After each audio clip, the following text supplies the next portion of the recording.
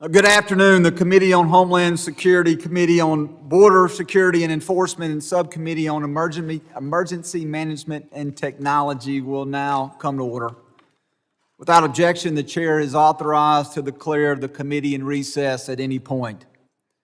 The purpose of this hearing is to examine the Department of Homeland Security's use of unmanned aircraft systems across DHS's components to enhance situational awareness and increase capabilities across its mission.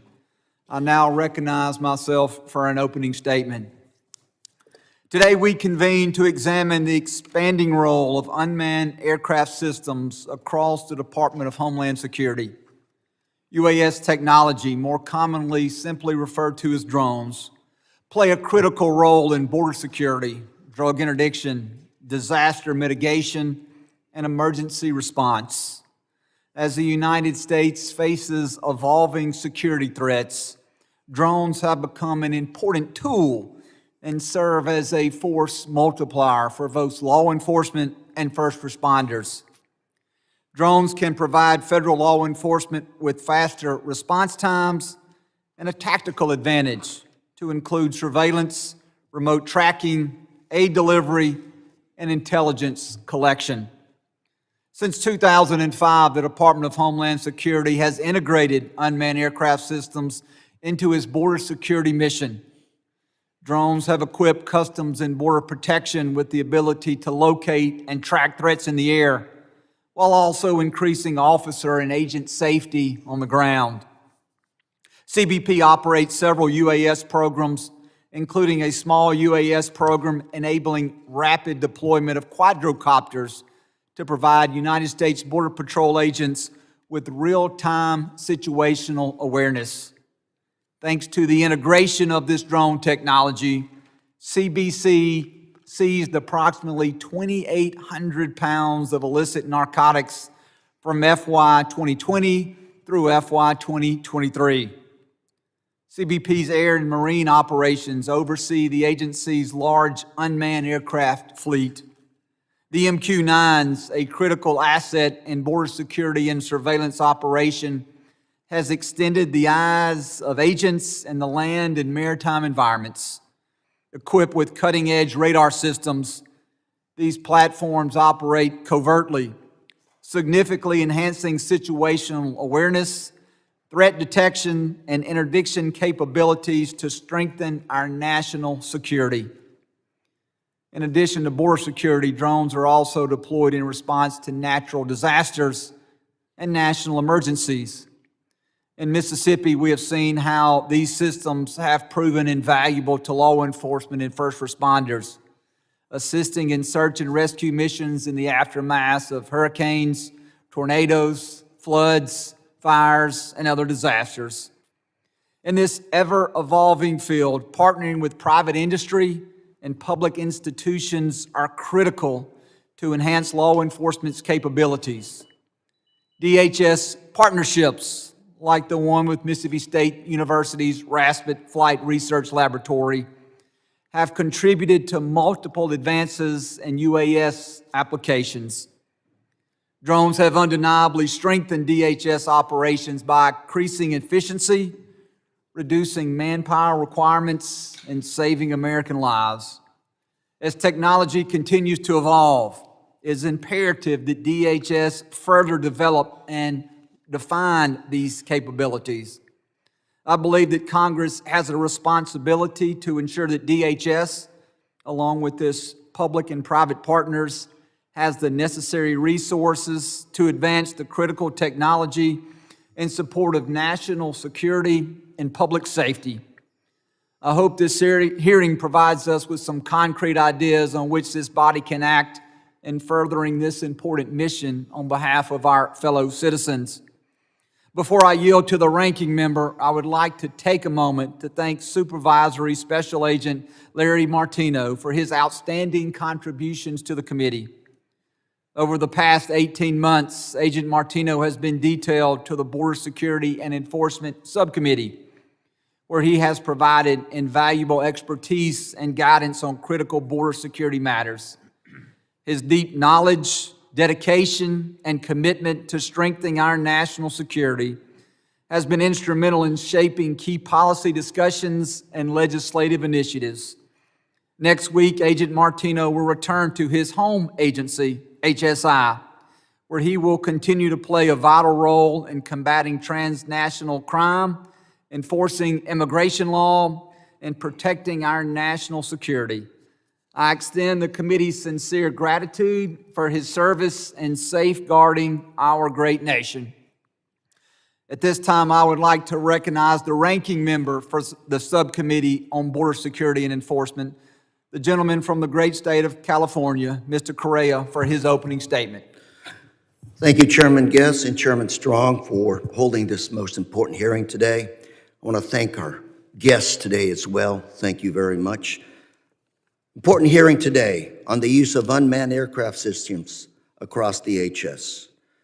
Today we're going to hear about how drones are used by the Department of Homeland Security to strengthen disaster response, border security, and keep Americans safe.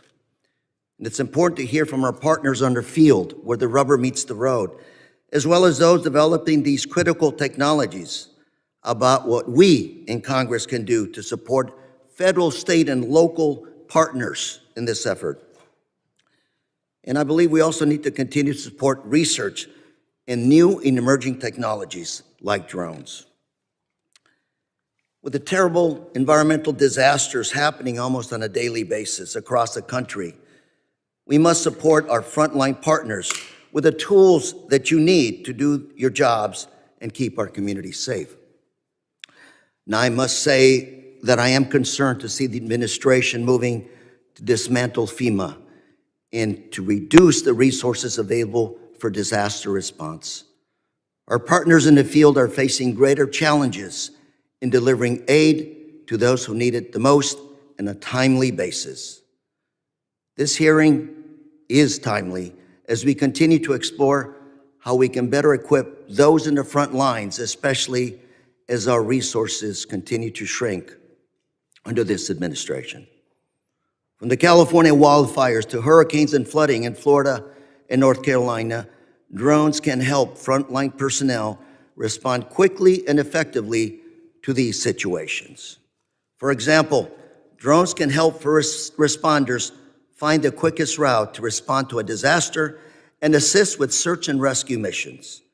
And as we saw during the terrible fires in Pasadena earlier this year, they can also provide first responders and the public with real-time information.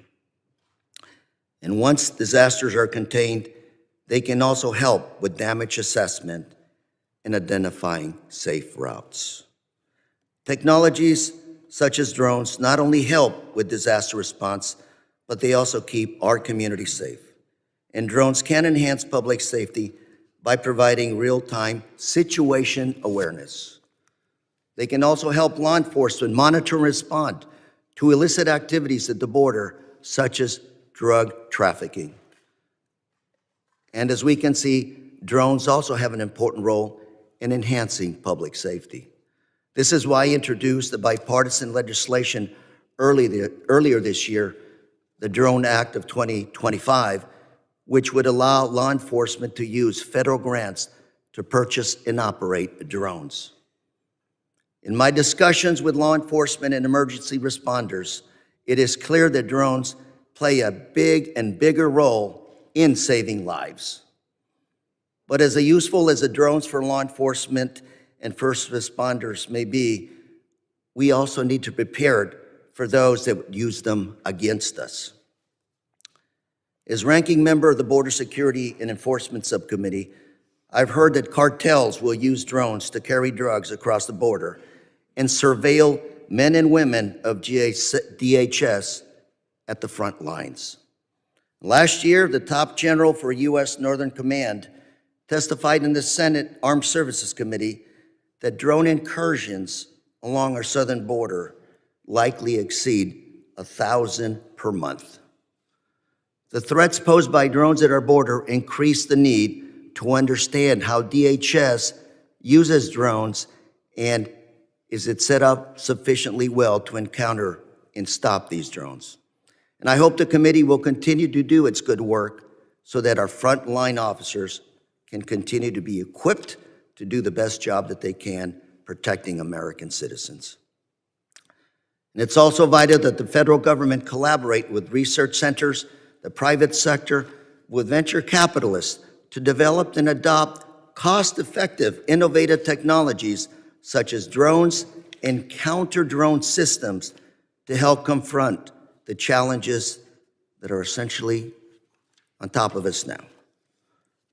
We in Congress must continue to work together to create constructive opportunities for DHS, our state and local partners, to utilize new technologies to effectively respond to disasters, to save lives, to protect national security, to help trade, travel, and keep our community safe.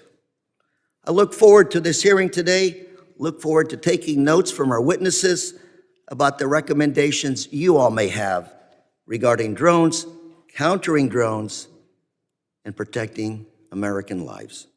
Thank you, Mr. Chairman, and with that, I yield back. Thank you, Ranking Member Correa. I now recognize the chairman for the Subcommittee on Emergency Management and Technology, the gentleman from Alabama, Mr. Strong, for his opening statement. Good afternoon. Thank you, my friend, Chairman Michael Guest of Mississippi, for leading this important discussion, and Ranking Member Carrera, and to all members for being here today. I want to also thank our witnesses for their time, for sharing their expertise. Let me start by shining a light on my district, Alabama's 5th, which I'm proud to say is well represented on this panel today. As many of you know, Huntsville, Alabama is renowned for its leadership in cutting-edge research and development. As home to Redstone Arsenal, the nation's second-largest research park, and several universities, Huntsville is a thriving hub for American innovation. I'm glad we have such an excellent panel here and look forward to our discussion. Today, we're here to explore how our Homeland Security partners use unmanned aircraft systems, or UAS, and how this technology can be a force multiplier for law enforcement, first responders, CBP, and the DHS mission set. Emerging technologies like UAS are reshaping the way we respond to disasters. Drones enable the protection of emergency management personnel in high-risk situations, while at the same time increasing the effectiveness of the work that they do. For example, small UAS with sophisticated cameras assist in monitoring critical infrastructure and assessing damage. When equipped with AI, these drones can spot potential flood zones or identify hotspots and wildfires. The data collected from these flights equip first responders with the tools to better allocate manpower, vehicles, and victim assistance. Larger drones with heavier payload capacity and longer flight times are also critical tools in disaster management. Rapid deployment and agility enable UAS to access hazardous areas that first responders cannot reach, which proves especially useful when trying to locate survivors or deliver supplies. In response to Hurricane Helene, the Asheville Police Department deployed drones for search and rescue, damage assessment, and overwatch for FEMA. Additionally, prepositioned UAS in Western Florida quickly deployed in response to Hurricane Milton to track the storms and provide real-time data to law enforcement and first responders. 200 flight hours across 16 agencies were recorded, representing over 1,000 flights flown in the first days following the storm. This helped to create a common operating picture that enabled first responders to allocate much-needed resources. This technology helped save countless lives in the wake of these moments of the storm. DHS has also utilized UAS to safeguard our borders. They leverage this technology to protect our homeland from illegal crossings and combat illicit activities such as human and drug smuggling.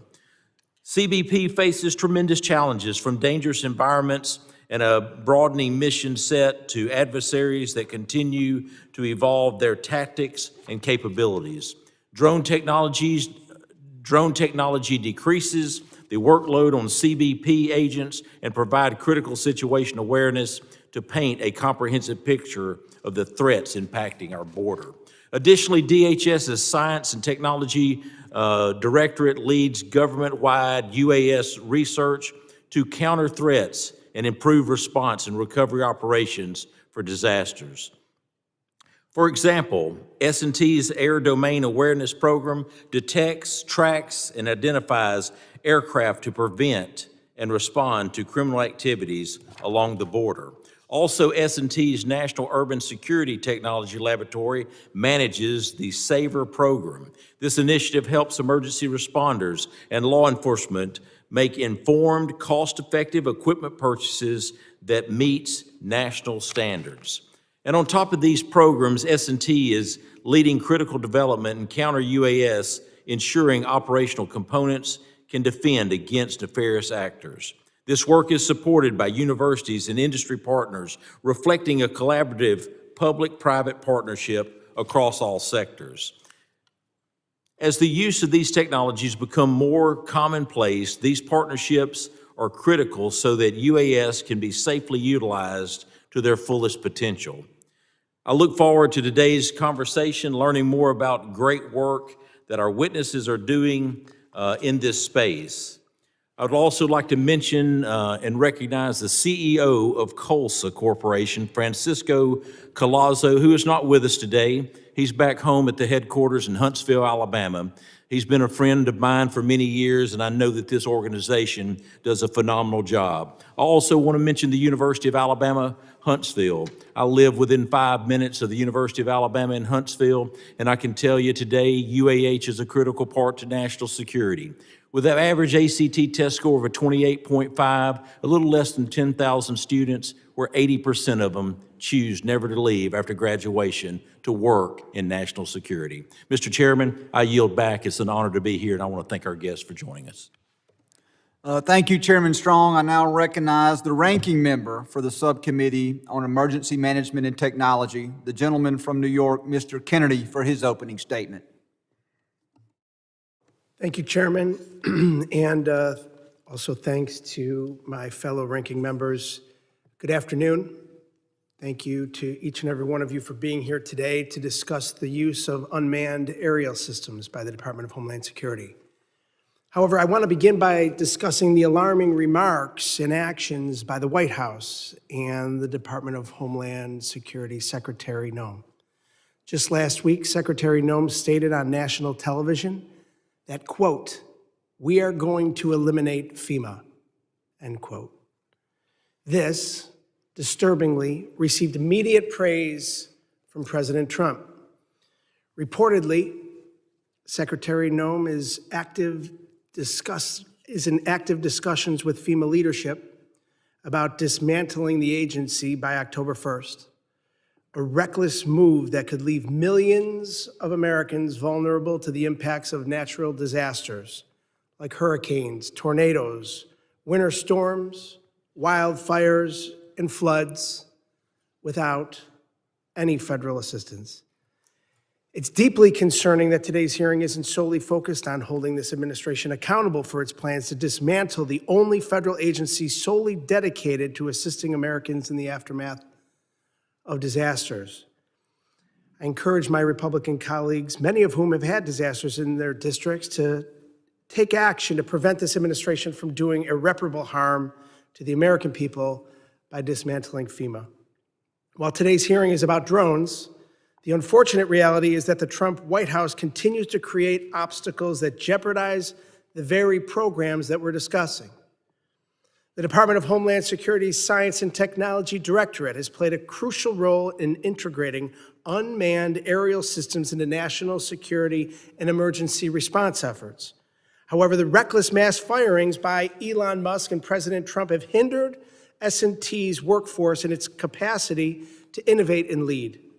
At the same time, the administration's freeze on federal grants, which is being carried out in violation of court orders, has left communities and first responders unable to secure the vital funding needed for acquiring and deploying drone technology. Grant funding from the Department of Homeland Security has been instrumental in funding local law enforcement seeking to adopt drone technology. However, under Republican House leadership, we've seen a 10% reduction in DHS grant programs in fiscal year '24, followed by similarly inadequate funding levels in fiscal year '25. This has significantly hampered local agencies' ability to acquire critical technology like drones. This is especially impactful for Western New Yorkers, the people I represent, where emergency services, law enforcement, fire departments, and other agencies rely on federal grant funding to deploy drone technologies in disaster response. I can name many different examples of this, but first responders are oftentimes utilizing drone technology in critical missions in my community. For instance, late last year, Buffalo Police used drones during extremely cold temperatures to locate and rescue a man who had become disoriented in the snow, bringing him to safety. Without adequate funding, local agencies may be unable to respond to future emergencies as effectively as they otherwise could. Ensuring our local agencies are equipped and funded is not just a matter of policy, but a commitment to the safety and resilience of our communities. I look forward to discussing today how we can promote responsible law enforcement use of drones to equip our first responders with the tools they need to protect and serve effectively. I thank you all for your testimony and your service, and look forward to hearing from you. With that, I yield back. Thank you, Chairman. Thank you, Ranking Member Kennedy. Other members of the committee are reminded that opening statements may be submitted for the record. I'm pleased to welcome our panel of witnesses. At this time, I would ask our witnesses to please rise and to please raise your right hand. I will now issue the oath. Do you solemnly swear that the testimony you will give before this Committee on Homeland Security of the United States House of Representatives will be the truth, the whole truth, and nothing but the truth, so help you God? Let the record reflect that the witnesses have answered in the affirmative. Thank you, and please be seated. I would now like to briefly formally introduce our witnesses. The first witness is Mr. Bryan Farrell. Bryan is the Interim Director of the Mississippi State University's Raspet Flight Research Laboratory, which is one of the leading academic research centers dedicated to the advancement of aviation. Mr. Farrell previously led the university's international research partnership and professional development efforts at its international institution. Our second witness is Dr. Michael Ledbetter. Dr. Ledbetter is the Executive Vice President and Chief Operating Officer at COLSA Corporation, where he oversees strategic operations. Previously, he served as Senior Vice President for COLSA's Cyber, Information Warfare, and Data Science Program. Before joining COLSA, Dr. Ledbetter served for 28 years as a United States Marine officer. Our third witness is Mr. Jerry Hendrix. Mr. Hendrix is the Director of the UAS program at the University of Alabama in Huntsville, leading all UAS research and testing support, both commercial, military, and government customers. Mr. Hendrix has many years of experience in the aerospace industry. And our final witness is Chief Kevin Fetterman. Chief Fetterman currently serves as Division Chief for the Orange County Fire Authority, where he leads fire, rescue, and other emergency services. Chief Fetterman is the emerging technology liaison for Orange County and all the fire for Orange County and the all hazard incident management team program manager. He has over 29 years of fire and emergency services experience. I would like to thank all our witnesses for being here today. The witnesses' full testimony will appear in the record. I would now recognize Mr. Farrell for 5 minutes to summarize his opening statement.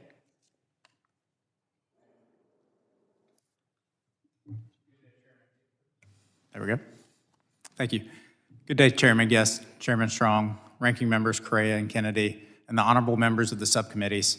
I want to thank you and your staff for welcoming me here today to talk about UAS as it pertains to the needs of the Department of Homeland Security and more broadly, our domestic security and resiliency. My name is Bryan Farrell. I'm the Interim Director of the Raspet Flight Research Lab at Mississippi State University and the lead for Project Justice. This program is housed within DHS S&T under the Air, Land, and Ports of Entry program. The primary mission is to serve the operational entities within DHS through research, development, testing, integration, and evaluation of UAS and related technologies. Raspet has a proud 75-year history in aerospace research with a keen focus the last 15 years on the newest frontier of aviation, UAS. Raspet maintains a fleet of UAS and manned aircraft, including the largest UAS in academic use, the NAVMAR Taros. Raspet leverages MSU property and external partnerships to operate at a myriad of test locations to include restricted airspace as well as over 75,000 square miles of FAA-authorized airspace. We are also the house of the Ashore Center of Excellence for UAS for the FAA, where we work with 32 other universities and test sites to integrate UAS into the National Airspace System. Through our designations and expertise, we serve industry, government partners to advance UAS technologies for their missions. In the spirit of today's hearing, I hope to provide insights not only into the benefits and use cases of UAS, but also an understanding of the considerations and efforts that support the integration of this technology. UAS are common in daily operations across industry and government alike. These aircraft augment and enhance capabilities and provide perspectives that operational units may not always be able to access. Drones provide situational awareness paramount to individual safety and security, whether that be in the execution of high-risk law enforcement activity or in the aftermath of a disaster where life-saving operations are underway. DHS component missions require integration of different UAS platforms, sensors, and operational parameters. Even within a single DHS component, such as CBP, you see a vast different usage of UAS types. For example, broad area border surveillance requires a platform capable of the necessary endurance and operational distance, while an agent engaged in tactical operations may need to carry a small UAS that can be deployed in confined environments. Beyond the UAS selected, the components also need to establish protocols and flight authorizations. They need to understand sensors and sensor availabilities for the platforms and how that data will be viewed, stored, and distributed. They need to make decisions based on the cost and maintenance of the aircraft, and all of these considerations exist within a policy backdrop and legal constraints about where the device is made and the critical components come from. These are just some of the variables that underpin how UAS get employed within the DHS enterprise. Why UAS get deployed comes down to efficiency and safety. Looking at the last two examples, traditional broad area surveillance requires expensive crewed aircraft, a network of sensors, or something like a satellite feed. These options can be expensive and can oftentimes be unreliable. A UAS, by contrast, efficiently integrates into ground operations at a lower initial and operational cost point, while potentially having greater endurance and a higher quality data feed. The tactical community is a great example of enhanced safety. Portability and maneuverability are paramount when these teams are executing high-risk operations. A manned portable small UAS can be rapidly deployed to provide situational awareness crucial for informed decision-making. Shifting gears from law enforcement to emergency management, this past hurricane season provided countless examples of UAS being utilized for response and recovery. Raspet's own operations supported Region 4 UAS Remote Sensing Coordinator and other stakeholders in leveraging our largest UAS, the Taros, for disaster response, where in the aftermath we broadcast live video and live tiled imagery to a myriad of stakeholders, including the White House. This facilitated faster response, faster recovery, and significantly improved the damage assessments. Raspet is quite fortunate to engage deeply in all aspects of UAS, including the technical and regulatory complexities required to operationalize. It provides us with a good vantage point to understand those pesky "it depends" scenarios that often arise around UAS. I look forward to engaging more deeply about our work at Mississippi State University and providing greater insights into the benefits of UAS for DHS and the needs associated with integrating this technology. Thank you. Thank you, Mr. Farrell. I now recognize Dr. Ledbetter for 5 minutes to summarize his opening statement. Good afternoon, Chairman Strong and guests, ranking members Kennedy and Correa, and members of the subcommittee. I'm Mike Ledbetter, Chief Operating Officer for COLSA Corporation, a Huntsville, Alabama-based engineering services firm and drone manufacturer. On behalf of our founder and chairman, 30-year Army veteran, Mr. Frank Colazzo, I'm pleased to testify before your subcommittees today to discuss the importance of promoting innovation and security in the unmanned aircraft systems industry. COLSA began designing, developing, and manufacturing small UASs in 2019. Since then, we've manufactured and delivered over 1,400 UASs to the Army, developed software to swarm large numbers of UASs, and recently developed a line of commercially available UASs. The concept for COLSA's original work was developed as lower-cost systems with increasing capability began flooding the commercial market. At the same time, the threat from swarms of UASs was becoming better understood. Some of these risks include saturating air defense systems, electronic warfare capabilities able to jam communications, disrupt radars, or spoof the location of enemy systems. COLSA is now a leading provider of low-cost, non-developmental, deployable Group 1 and Group 2 swarm UASs. These systems support unit training and operations and aid in testing counter-UAS technologies. The program also provides soldiers with a low workload, easy-to-use command and control system, enabling a single operator to control the swarm up to 100 UASs simultaneously. In 2023, COLSA invested in an internal research and development IRAD program to leverage our extensive domain expertise and talent pool to develop UAS designs that are better suited for commercial and civil agency applications with an array of sensors and payloads to address several emergency response and border security use cases such as delivering medical and humanitarian supplies, search and rescue, disaster assessment, communications resiliency. One of the challenges the industry faces is balancing the availability of new UASs, components, and features that address genuine needs with the ability to obtain independent third-party compliance assessments. As the committee is aware, federal and government agencies are restricted from procuring or operating UASs or UAS components manufactured by foreign entities. The dilemma, however, is that there are very few certifying bodies that can assess UASs and ensure they meet the strict security and compliance standards.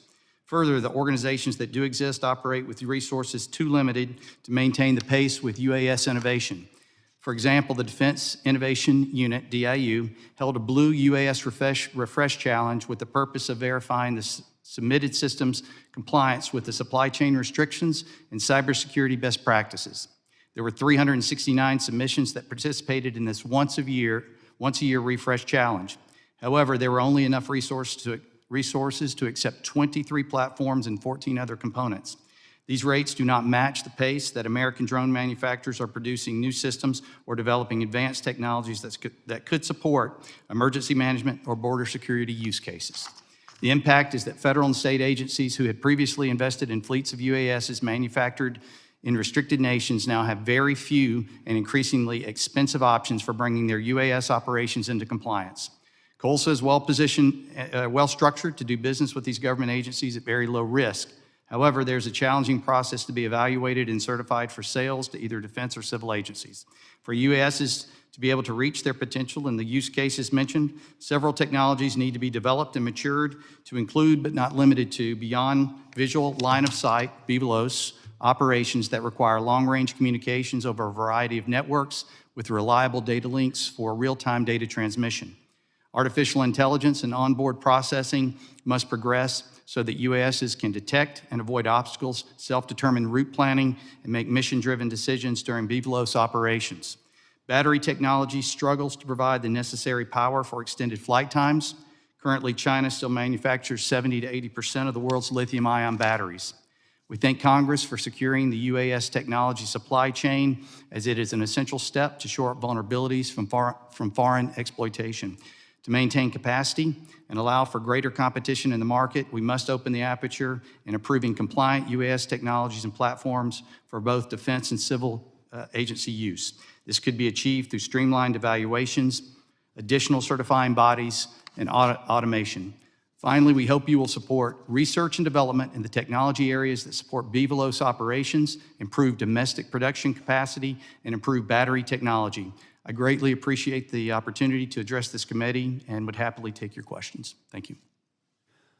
Thank you, Dr. Ledbetter. I now recognize Mr. Hendrix for 5 minutes to summarize his opening statement. Good afternoon, Chairman Guest and Strong and Ranking Members Correa and Kennedy and the subcommittees. On behalf of myself, Jerry Hendrix, and our 130 center employees, all of who are U.S. citizens and are cleared, the University of Alabama brings you greetings from Alabama. Thank you for inviting us up today to testify, and thank you for you and your staff's service to the American people. We really appreciate that. UAH ranks 6th in federally funding in aeronautical and aerospace research. Our center specializes in autonomous research focusing on unmanned aircraft systems and counter-unmanned aircraft systems. Our disaster response research has been recognized nationally by the Commercial Drone Alliance in testimony before Congress in 2023. UAH's research with exercises across natural and human-made disasters was identified as one of the top 8 UAS programs to bring benefit to the American people. Over the past 20 years, I've been involved in over 4,000 development operations, training, and policy development programs and separate incidents in testing, exercise, and disaster response. Some of our center's research capabilities includes UAS use in disaster exercises, border operations, and real disasters, worldwide unmanned aircraft systems threat analysis, development of unmanned aircraft systems as threat replicas, and also role play, and development of unmanned aircraft systems and use by the DoD. Our center also supports FAA UAS research and trains DOJ agents in UAS use. Drone technology is advancing and evolving and offers great benefit to the DHS enterprise. We need 3 things: DHS-focused innovations, clear and controllable airspace, and special provisions for training, exercise, and operations. UAH research has resulted in many operations. Here's just a few. Of concern, operational disciplines across the UAS domain, especially when it comes to operational procedures, compliance, and controlling the operational environment for unwanted UAS operators. Some responders noted to us that the air responses are really the Wild West. Consistent operational procedures with checklists, and even more checklists must be used for any safe operation and response. The training and credentialing of our operators to a standard set of minimal operational proficiency standards is a must. Research, training, and exercises and operations are overburdened by regulations and processes imposed by multiple agents. We must be able to research and train as we respond and conduct missions. And responders and agents must be able to protect our own assets and our transportation infrastructure from unwanted, sometimes nefarious UAS incursions.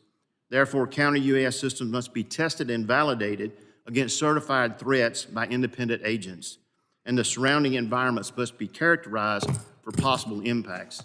Today, most UAS systems are becoming just too expensive. Introducing new technologies and innovations are needed. Regulatory restrictions, process, and documentation cannot force unnecessary technological constraints that drive cost. New technology for controlling the airspace via the automated air boss, use of autonomy, swarming, artificial intelligence, machine learning, beyond visual line of sight operations, and technologies offer the ability to respond more rapidly and effectively. Research is needed to incorporate these new technologies and must be adjusted to allow safe introduction. Such technology insertion research could be part of a DHS innovation program to identify novel UAS technology that is simple, low-cost, highly productive to mission needs, and rapidly reconfigurable to adjust to the mission as it adjusts. The results would be a DHS meeting need set of UAS that is being made and manufactured in America. And we should allow realistic use of national airspace in the location of UAS and test UAS ranges, like, for example, at the Huntsville International Airport with appropriate waivers. Additionally, cooperative threat analysis across multiple agencies is needed. For the border's UAS open source threat analysis that we just ran shows the following. Cartels are using UAS for surveillance. Fiber optic control UAS are at the border. Drones dropping bomblets and incendiary devices are also there. This capability came from the Ukraine-Russian war and is now available to be purchased online, making it easily available. We have seen multiple drone carriers as well, from manned aircraft and morphing structures. In conclusion, support is needed for effective and efficient responses. I ask for the committee's assistance in allowing DHS Enterprise more leeway and freedom to research, test, and conduct exercises. Changing regulations for this support and allocating more resources for more research and supporting technologies will allow a more effective, efficient, and real-world-like response. We need to train and exercise as we operate. And we need an innovation program that would generate UAS technology specified by DHS that is DHS-focused, simply use, low-cost, reconfigurable, and highly developed to mission needs. Thank you for your attention and consideration. I look forward to continuing discussions and want to assure that UAH will continue to support and research to protect our citizenry, assist our soldiers and agents, get disaster victims on the road to recovery faster, and save lives. Thank you. Thank you, Mr. Hendrix. I now recognize Chief Fetterman for 5 minutes to summarize his opening statement. Good afternoon, Chairman Guest, Ranking Member Correa, Chairman Strong, and Ranking Member Kennedy. I'm Division 4 Chief Kevin Fetterman of the Orange County Fire Authority. Today, I'm representing the International Association of Fire Chiefs. I appreciate the opportunity to discuss UAS and the role they play in the Department of Homeland Security's enterprise. Fire and EMS departments across the nation are beginning to deploy UAS during emergency operations. UAS provides a number of capabilities to improve emergency response operations and reduce life and property loss. From the perspective of an incident commander, it is key to gain situational awareness at the beginning and maintain it throughout an incident. UAS provides real-time data about the incident scene through aerial high-resolution imagery plus videos. Thermal imaging by UAS can determine the spread of a fire or the potential hotspots outside the line of a wildland fire. The LiDAR capabilities of a UAS can be used to assess landslides and mud and debris flows. UAS can also be used to identify subjects during search and rescue missions and for operational missions like delivering supplies or conducting firing operations during wildland fires. The September 2024 airport fire demonstrated the utility of public safety UAS. The OCFA deployed its UAS early to gain necessary situational awareness. During the incident, we used local and federal UAS with infrared cameras to track the fire and determine the extent of the remaining hotspots. While the fire covered 23,519 acres and burned more than 160 structures, it still provided a great example of how interagency collaboration can manage an incident successfully in a high-complexity environment. During wildland fires and other major incidents, it is important to integrate operations of multiple emergency response aircraft. In California, the fire traffic area are established to provide coordination between helicopters, fixed-wing air tankers, command and control aircraft, UAS, and other aircraft. The FAA also institutes temporary flight restrictions, also known as TFRs, to ensure the safety of first responders as they engage in emergency operations. The January 2025 LA fires demonstrated the advantages and risks of UAS use. For example, public safety UAS provided real-time information and data on the fires in Pacific Palisades and other localities. However, public recreational UAS incursions created great risks to our operations. Between January 7th and January 25th, there were more than 700 incursions by more than 400 different UAS. One UAS flight was recorded at a level of 20,000 feet, and in another, a public UAS operator lost track of his aircraft, and it hit a Canadian Super Scooper. It put a hole about this size in the wing. This accident endangered the lives of the crew, endangered the lives of first responders on the ground, and grounded the aircraft. We asked Congress and the federal government to take action to protect emergency operations from these UAS incursions. Specifically, we recommend passing legislation that would thwart pilots of UAS incursions into fire traffic areas and TFRs. Legal protections should be in place to maximize the ability of first responders to save lives. Formulating and implementing clear UAS mitigation procedures, identifying federal law enforcement personnel and processes for eliminating threats to public safety operations, enhancing remote ID requirements and reducing remote ID bypasses, establishing formal coordination plans with all relevant local, state, and federal stakeholders, implementing effective public awareness campaigns and developing continuing education for the public about the safe operations of UAS. And lastly, encouraging UAS manufacturers to develop solutions that universally support the emergency operations of American first responders. In closing, thank you for the opportunity to testify at today's hearing. Fire and emergency EMS departments are embracing the various benefits that UAS can provide for their emergency response operations.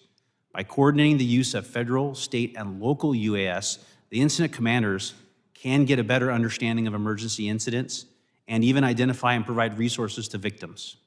However, we must work to make the airspace safer for our emergency responders. The federal government needs to be more aggressive in developing and enforcing restrictions on public UAS incursions into TFRs. As we tell the public in California, if you fly, we can't. I look forward to answering any questions that you may have. Thank you, and I appreciate the opportunity.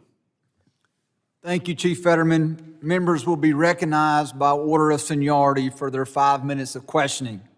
An additional round of questioning may be called after all members have been recognized. I now recognize myself for 5 minutes of questioning. Director Farrell, thank you for being here today. We have seen that recent concerns over privacy, public safety, and national security have led to restrictions on drones from certain foreign manufacturers. Given these concerns and these restrictions, how is the industry affected by requirements imposed by the National Defense Authorization Act? Thank you, Chairman Guest. So I believe that the United States industry is playing catch up. I think that the commercial market and first responders have had access to cheaper Chinese technology in particular for quite a while. I think that we had heard testimony around the program that DIU has that has certainly led to advancements and investment in U.S. manufacturing. I think the CHIPS Act and other efforts in order to bring the technology back here, to invest in the critical components, the autopilots, the camera systems, have made a lot of headway. If you'd asked me this question several years ago, I think I would have said we're pretty far away, but recent investments, recent technology is really showing vast improvements. The work that we're doing through Project Justice is meant to support DHS components in their procurement processes. You heard about the bottleneck at DIU. One way that we're trying to support industry here is to give them an alternative pathway for DHS procurement processes where we do our own vetting, we do our own cyber vulnerability assessments as well as critical component analysis. And that opens the door for DHS components as they choose to request and look at different technologies to be able to give other manufacturers an opportunity to sell and to ensure that the components have a safe product at the end of the day. So all that to say is the NDA requirements have truly caused some bottlenecks, but we are working rapidly to try to alleviate those and enhance the American product and as well as ensure the safe operations. And Director Farrell, you mentioned Project Justice, a partnership between DHS, S&T, and the Raspet Flight Center there located at Mississippi State University. Could you just give us a kind of a brief overview of Project Justice? And then you mentioned just a moment ago, but maybe go into a little bit more detail, the work being done to support the Department of Homeland Security. Absolutely. So Project Justice was started as the Common UAS test site back in 2016. We exist now in our current iteration as Justice Next Gen. It's the Joint Unmanned Systems Testing and a Collaborative Environment Program under the Air, Land, and Ports of Entry portfolio. As a part of this work, we support all of the components for their UAS testing as well as research and development needs as it relates to UAS as well as other associated technologies. So as DHS gets a gap within the UAS world, they'll reach out to us to be able to analyze that. And this can take many different forms. It can be looking at the landscape of commercial available products. It can be examining what exists within our research portfolio to understand what can fit that space. It can also be custom UAS development. We've developed UAS that the market wasn't providing for HSI, an entry-level drone that had some really great capabilities. And it can also be items where, like air domain awareness, we just delivered a tool for DHS that provides air domain awareness, leveraging the beyond visual line of sight capabilities that remote ID are meant to provide. And then also a broadcast through an ATAC system to give situational awareness. And we demoed that actually at the university's campus around a football game scenario. We've also leveraged the program to support FEMA Region 4. So we actually flew the Taros in support for Helene as well as Debbie. And That was a really great showcase of a 44-foot wingspan aircraft, 24 hours of endurance that can distribute live video and telemetry. Those are just some of the things we're doing, but truly, I think that the portfolio, given the partnerships, given the collaborations with our Ashore Center of Excellence, as well as the other industry partners, really opens the gamut for what we can provide to DHS. Thank you, Director Farrell. As my time has now expired, I would like to recognize Ranking Member Correa for 5 minutes for any questions he may have. Thank you, Mr. Chairman. Mr. Fetterman, you oversee the Command and Emergency Planning Division of the largest fire agency in Orange County. Nearly 2 million residents across 78 fire stations. You have a lot of experience with search and rescue and planning missions. How do emerging technologies like drone technology help keep Orange County residents safe? Ranking Member Correa, thank you for the question. I appreciate the opportunity to answer it. Orange County Fire is fortunate under the leadership of Fire Chief Bryan to lean fairly into emerging technology. We see it as an important aspect being meeting the threats that we face. We utilize every opportunity to engage in emerging technology, such as AI cameras for fire detection. And as you pointed out, we utilize a significant fleet of drones. We utilize them on the fire line to determine and look for hot spots, especially outside of the line. Those are areas of the fire that you might not be able to see from the ground, but using the aerial observation and gaining that situational awareness, you can find spots that could turn into a significant fire later, especially if there are spots in between the fire line and... So identifying those spots before they flare up save countless lives, millions if not billions of dollars in damage. You mentioned 150 structures recently burned in Orange County. Boy, when those fires go, they really go quickly. Technology, emerging technology, private sector, public sector. Recently, Elon Musk attempted to fire 400 employees at DHS. Some of those employees were at the Department of Science and Technology Directorate, which is really in charge of R&D, figuring out better ways, keeping Americans safe. They were developing, testing, and evaluating tools to help firefighters navigate in dark, smoke-filled buildings, how to rescue trapped civilians, communicate with firefighters, first responders. Can you speak to the importance of making sure that kind of research and development is developed as quickly as possible? Yeah, so certainly I would say that the DHS Science and Technology is a critical aspect. We utilize that technology. We're leaning into firefighter tracking and identifying where our personnel are, and that's not an easy task.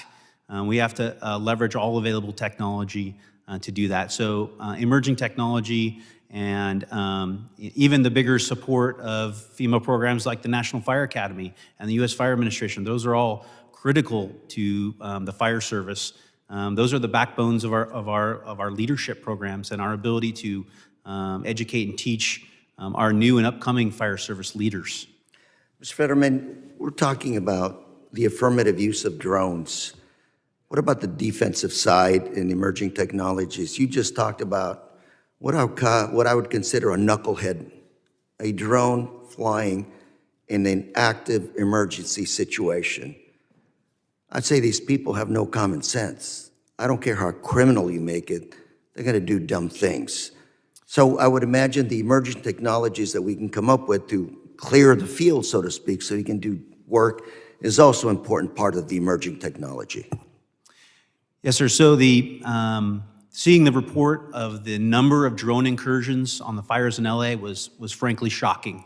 To see that number of drone incursions into a fire traffic area, and what that is you're talking about multiple aircrafts, 30 helicopters, 6 to 8 fixed-wing air tankers, and so all operating to extinguish and mitigate the fire. And so when you have drone incursions in there, we and ideally this committee and Congress altogether needs to take swift action to mitigate those incursions into our fire traffic areas and specifically the TFRs. It's an incredibly dangerous situation. Chief, in my last 35 seconds, we've established that drone technology, emerging technology, very important, very useful, also very dangerous.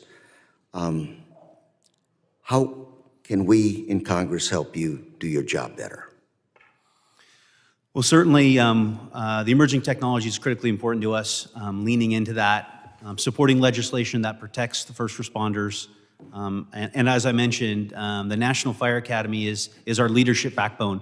That's where all of our leaders that bring that vision to engage in emerging technology come from. They're coming out of programs like the Executive Fire Officer Program, and certainly the support of all the grant programs, AFG, SAFER, SHISHGAP, UWASI. Those are the types of programs that help the first responders at the boots on the ground, boots in the dirt level to continue to evolve. So I'd encourage this group to continue to support those programs. Chief Fetterman, thank you for joining us today and look forward to continue working with you. Thank you, sir. So Chairman, I'm out of time, but before I do turn over my time, I'd like to unanimous consent to insert into a record an article from the DHS Science and Tech Directorate dated November 6th of 23 titled Picturing the Future of Firefighters, which describes how science and technology serves a crucial role in R&D and testing technologies alongside the private sector to help our firefighters and other first responders to respond safely to emergencies and save lives. Without objection. Thank you. I now recognize Chairman Strong for 5 minutes. To effectively counter emerging threats, it's important to understand enemy capabilities and the technologies that are evolving in this space. Dr. Ledbetter, I know COLSA designs and produces swarming threat representative drones for the Army, but can this technology be used for other purposes? Absolutely. We've used swarming drones to create asymmetry on the battlefield that can be used in a positive manner as well. For a couple of things. One, we use multiple transmission methods that creates resiliency. And when communications go down in a humanitarian assistance disaster recovery type situation, that can provide resilience in communications. So that's one aspect that can be used. The second aspect could be coverage.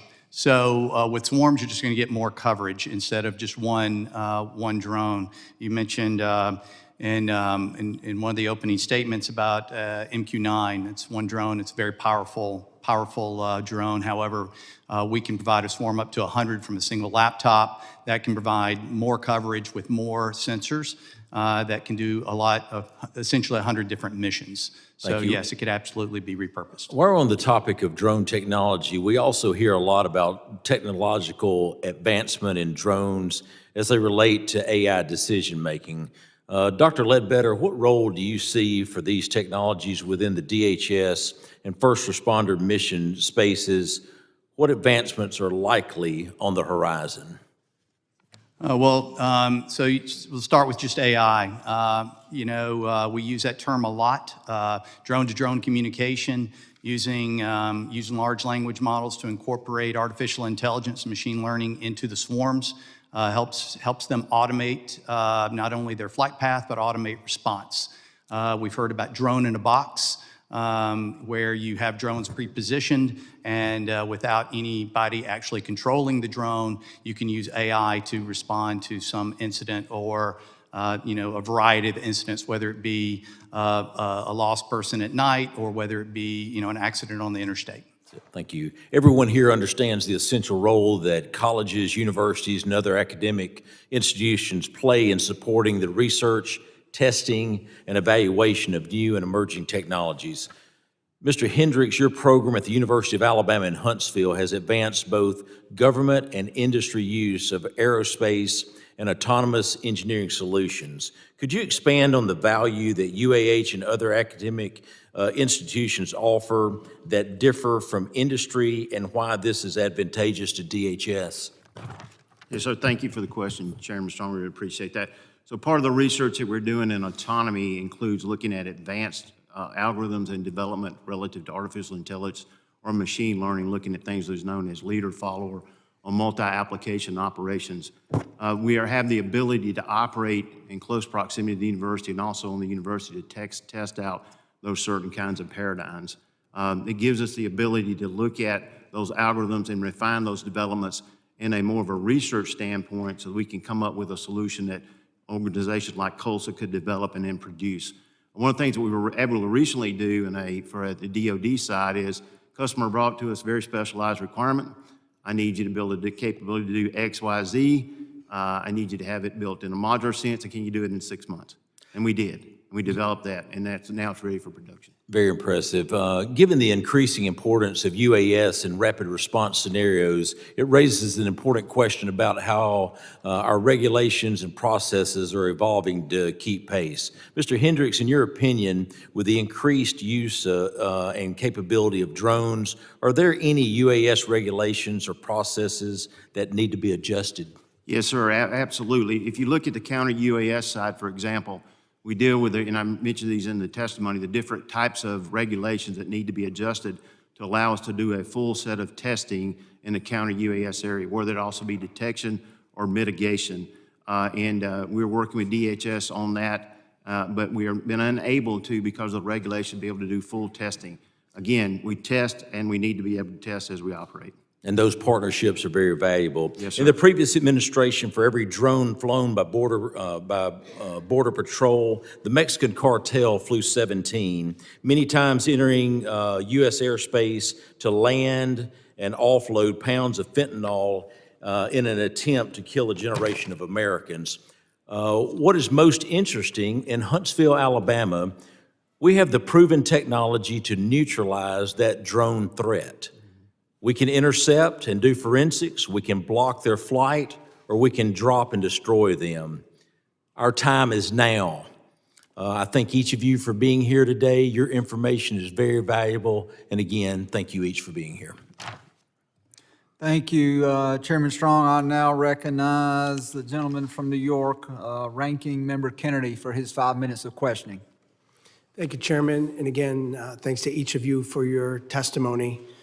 Also, Dr. Ledbetter, thank you for your 30 years of service in the United States Marine Corps. Extremely impressive. So I represent a congressional district, Buffalo-Niagara region in Western New York, and we have our own fair share of extreme weather, and oftentimes it's extreme winter weather. We average over 90 inches of snowfall each winter. A few years back, Christmas weekend, over 48 hours, there was over 50 inches of snow that dropped, along with blinding wind and below zero temperatures. It's a blizzard, winter storm Elliott, breaking record numbers, and 47 people perished in my community, just to give you an idea of the impact of this storm. I mentioned earlier in my opening remarks how the local law enforcement used drone technology to find an individual that had been lost in a wooded area using infrared technology. And of course, Chief Fetterman, you're speaking to the impact of drone technology during wildfires, all of these natural disasters that are occurring with more ferociousness and certainly more often. Chief Fetterman, can you describe the importance of testing and piloting drones in emergencies that are caused by these extreme weather events? Yes, sir. Ranking Member Kennedy, thank you for the question. So certainly, the last time you want to put a drone up is the first time. So what we want to ensure is that our personnel, when they're using drones for life safety, is to ensure they have plenty of opportunities to be prepared and they're well-trained. And so we can leverage the technology, example, IR technology, in a remote rescue environment safely, professionally, and most importantly, quickly. Time is life in our business. And so having that preparation in blue sky days is most important. That way our folks are ready and prepared to go to work when the time is right. Thank you. Are there ways the federal government can help with these test cases? So certainly, as I stated, the support of grants that can assist with the testing process and the training process. For example, recently we used UASI grants for an incident management team training that revolved around drone swarms and aircraft and what would occur. So our personnel, and that was an operational, area-wide, county-wide program, test, and training, is making us better prepared to respond. Thank you. And Chief Fetterman, can you speak to how the federal agencies support fire response? I'm personally extremely concerned about the impacts on local first responders that the cuts to FEMA and NOAA will have. Can you speak to the agency's support? Sure. So certainly there are impacts to the fire service. Specifically under FEMA, U.S. Fire Administration is an essential element for fire service leadership and the American Fire Service. As I stated, the National Fire Academy is the backbone of our leadership. It's analogous to the Navy War College. It is important to our fire service leadership to be educated. Certainly, the grants, as we mentioned, are the funding opportunities to leverage, to get those tools into the hands of the local first responders that are responding on federal responsibility area land. And lastly, our fire department and many fire departments and police departments across this nation participate in the National Urban Search and Rescue System. And that is a system that I have personally deployed within a handful of states and supported local first responders. The National Urban Search and Rescue System and its 28 national task forces is a critical element of FEMA, and it responds on every national disaster.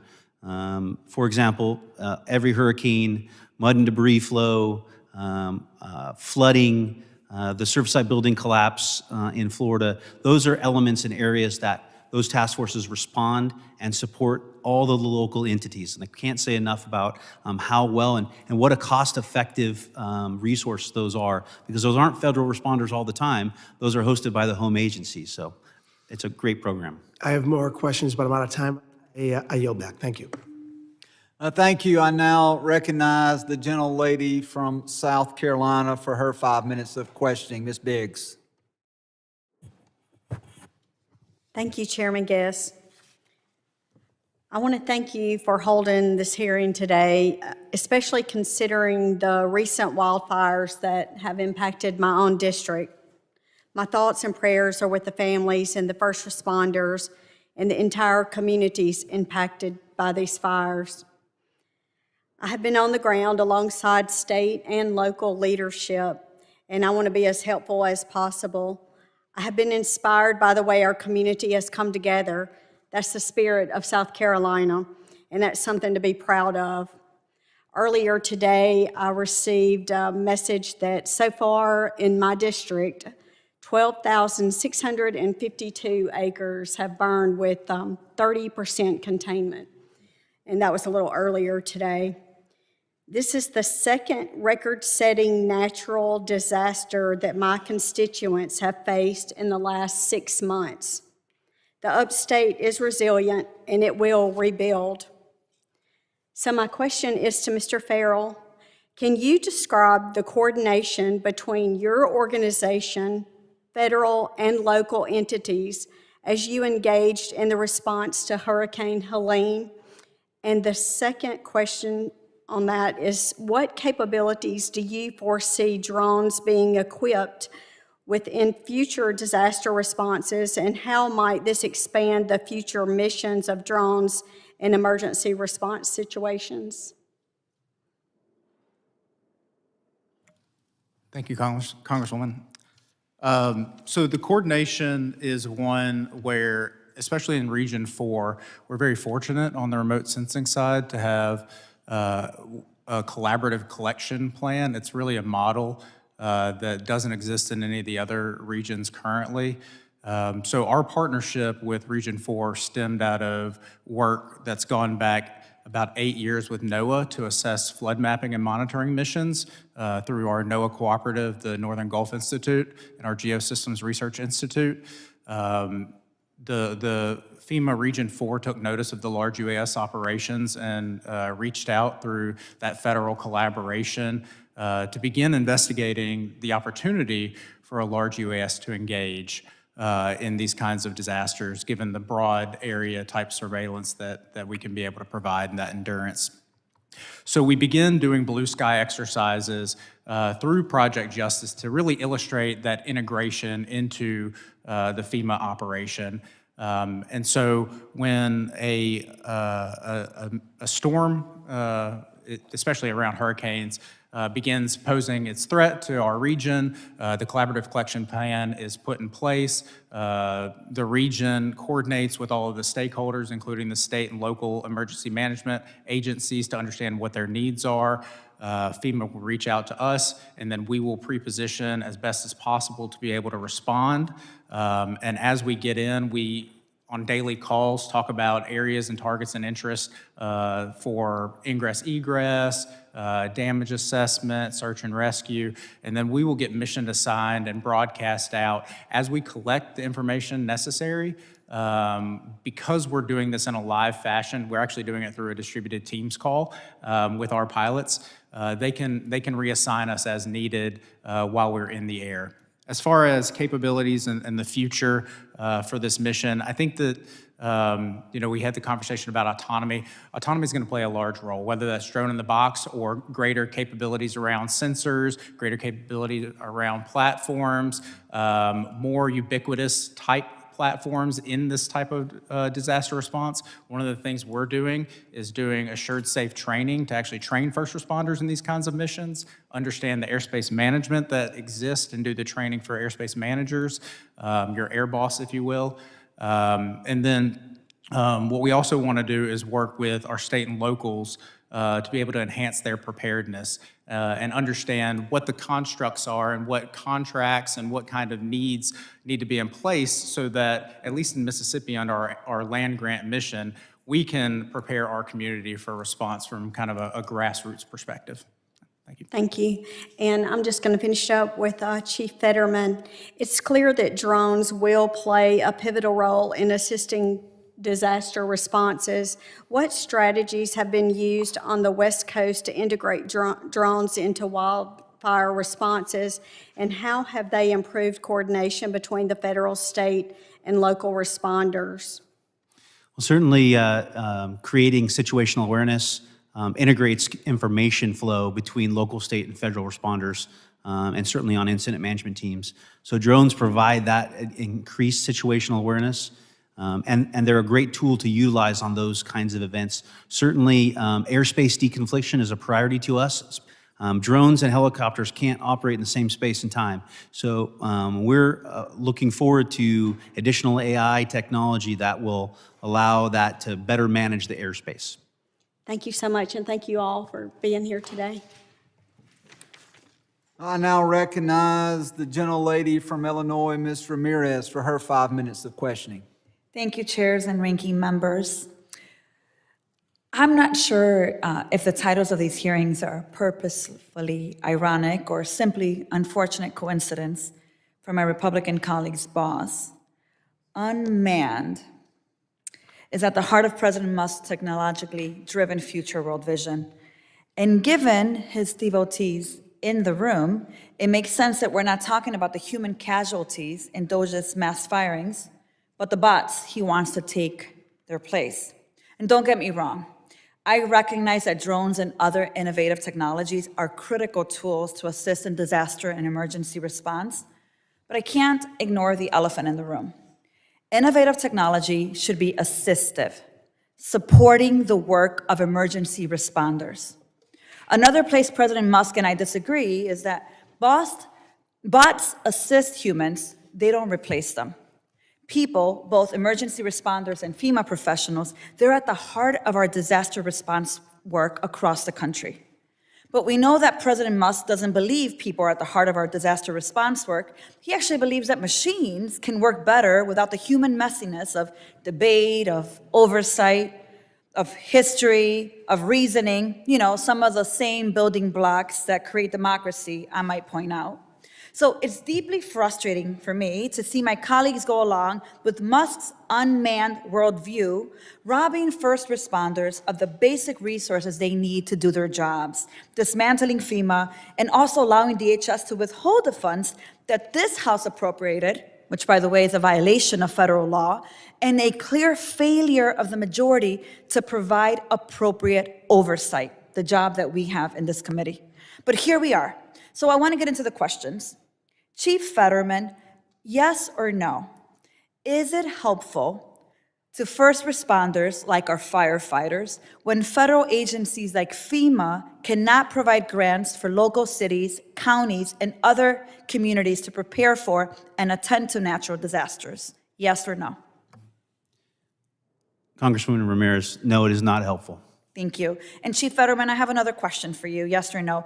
Does it help firefighters when the federal government guts initiatives for research and new technologies that assist first responders in doing their jobs safer and more effectively? No, it is not, ma'am. Thank you. Pivoting slightly, we know that some of these new technologies and bots that Elon loves so much have some bias and some privacy problems, just like him. In 2024, the Government Accountability Office, GAO, found drones can support law enforcement. However, the use of those technologies in public spaces, where a warrant is not necessarily required prior to use, has led us with concerns about how law enforcement is ensuring that we're protecting civil rights, civil liberties, and privacy. Given that President Musk and Trump and his loyal follower Noam have gutted the Civil Rights and Civil Liberties, CRCL division at DHS, which was tasked with preventing civil rights and liberty violations in the agency's work, I want to ask all of our witnesses here, how do your programs either offer capabilities or take steps to protect sensitive information acquired by the use of drones? And I'll start with Mr. Farrell. Yes, thank you. So I think when we develop these technologies, we definitely want to make sure that the information is safeguarded. I think, moreover, one step that we're taking specifically at Raspet is coordinating with the Ole Miss Law Program. So there's a drone and space law program. I had an opportunity to guest lecture last Tuesday, and one of the key initiatives that we were discussing was drone privacy, drone usage, admissibility in courts, as well as the safeguarding on that data. So one thing that we're really focused on is not only the enabling capability, the mitigating on the counter and the threat, but also how do you employ it in a way as best to protect civil liberties for those operators. Thank you for that, Mr. Farrell. I want to get to the rest of you, so you have like 5 or 7 seconds, but Dr. Ledbetter.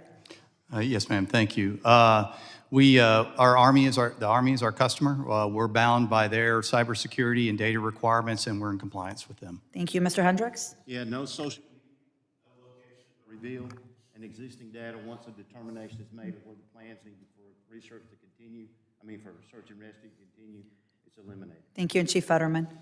The fire service goes to great lengths to protect private information, but our priority is life safety. We focus on life safety and saving lives and property. Thank you, and with that, I yield back. Thank you. The chair now recognizes the gentleman from North Carolina, Mr. Knott, for his 5 minutes of questioning. Thank you, Mr. Chairman. Thank you to the witnesses who were here. I will say that I am a little bit miffed whenever I hear grievances about the current president and the funding that seems to be at issue. When you look at sanctuary cities, sanctuary states, and the amount of tax dollars that are going to illegal immigrants in states just like Illinois, New York City, California, et cetera, where illegals, we now know, are getting free health care, free education, free transportation. These allocations in dollars far exceed the total budget of FEMA. So I find it a little bit disingenuous that we're railing on money that should otherwise be reappropriated or reallocated. Mr. Knott, would the gentleman yield? No, ma'am. And when we have had 4 years of draining billions and billions and billions of dollars to people who are not here illegally, crocodile tears over FEMA not having enough money seems to be somewhat disingenuous. In regards to the issue at hand that we should be discussing, I would love to ask you, Mr. Hendrix, as a former federal prosecutor, drones are being used to a very effective extent to undermine law enforcement and truly our national security, whether it's the cartels, whether it's local transnational gangs, whether it's the Chinese Communist Party, whoever it may be, drones are a force multiplier. And one of my gravest frustrations, whether it was the Bureau of Prisons, whether it was federal law enforcement along the border, whether it was counter surveillance measures that were being executed, what are technologies that we can implement and we can provide or promote that would stop criminals from using drones so effectively? There are some technologies that allow us to establish white world operations, so we'll eliminate aircraft from operating in the area. Of course, then the threat has evolved so that now they're just flying aircraft on fiber optic cables, right? So it's hard to do that. Another thing I think it's important from our standpoint is to look at what things we can do to enforce our capabilities so that they're not vulnerable to these technologies. Our counter-UAS systems, for example, should be tested to certified threats by an independent agent based on the particular scenario that you're trying to protect. Okay, and can you explain just briefly how that would work in the field? How would that technology be best implemented? So the white world technology, for example, is you identify your particular aircraft that's going to be operating. You could look at it as roughly comparable to remote ID or to UAS traffic management. You identify those aircraft that are operating in the area, then any other aircraft that's reported or detected by radars are certainly uncooperatives. Okay, thank you, sir. Yes, sir. Dr. Ledbetter, I want to talk to you in regards to the components that go into many drones that we use in a law enforcement capacity and a first responder capacity. It's my understanding that many of those components are made in other countries, whether it's China, whether it's other nation states. Are you familiar with the basic percentage of our components that are put into American drones that are made in China or other countries? I'm not familiar with that number, sir. Are you familiar? Is it a problem that you're aware of? It is a problem, yes, sir. And how would you quantify briefly, we've got a minute and a half, from your expertise, how can we assist bringing some of those jobs and technologies back to the United States for manufacturing? Well, it's absolutely critical. I find that most, whether it's first responders, military members, whatever, they want to get the job done, and they'll get the job done. And right now, the cheapest, most available resource out there is going to be a DJI, which is Chinese product, and we need to comply with NDAA and bring those parts back into the United States and build a compliant American-made drone. Did I answer your question? It did, but in regards, I guess, to follow up, in regards to what we can do in this committee, are there certain regulations, rules, laws that make it more costly for drone manufacturers to operate or to produce their materials here as opposed to overseas that you're aware of? Absolutely. Supply chain is, we're hamstrung by the supply chain to get parts. Availability is another issue. And then price. We're looking at anywhere from 3 to 5 times the cost per part to make an American-made drone versus a DJI or Chinese part. In regards to the technology, as you understand it, how are American companies, how are American innovators faring as it relates to international competitors? I don't really have that data. I know as far as we're concerned, it takes significantly more money, more resources, and more time to build a compliant drone versus a non-compliant drone. And one more question: when you say compliant drone, just so we understand, what are you referring to? NDAA compliance. Okay, thank you, sir. Mr. Chairman, I yield back. Thank you. In closing, I would like to thank all of our witnesses for their valuable testimony. I would like to thank Chairman Strong, Ranking Member Correa, Ranking Member Kennedy, and all of the members for their participation in today's hearing. The members of the subcommittees may have additional questions for the witnesses, and we would ask the witnesses to respond to these questions in writing. Pursuant to Committee Rule 7E, the hearing record will be held open for 10 days. Without objection, the subcommittees stand adjourned.